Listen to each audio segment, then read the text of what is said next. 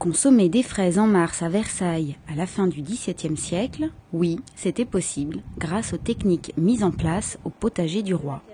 L'Office de tourisme de Versailles propose de découvrir l'histoire et la vie actuelle du jardin, peu connue du public.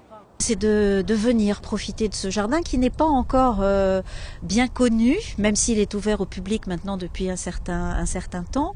Alors nous sommes à côté du château, c'est à la fois un avantage et un inconvénient, puisque beaucoup de visiteurs viennent à Versailles pour aller voir le château. Mais je leur dirais, allez, faites quelques pas et venez jusqu'à nous, vous ne le regretterez pas, le jardin en toute saison a son intérêt.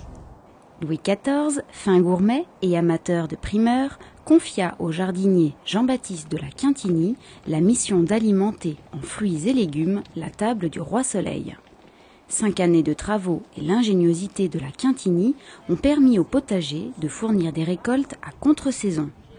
Le roi, qui raffolait des figues, pouvait ainsi en consommer dès la mi-juin et jusqu'en octobre. La culture de certains produits exotiques, comme l'ananas ou serre chaude, fait également partie des découvertes de la visite. La Quintinie a surtout développé l'arbre fruitier sur les murs pour profiter de la chaleur, de l'abri, et puis surtout mener des expériences sur les serres chaudes, puisqu'ici on a compris qu'il y avait des productions d'ananas. Jardin de production et véritable terrain d'expérience, ce potager a également influencé les pratiques culinaires de l'époque par l'association de nouvelles saveurs.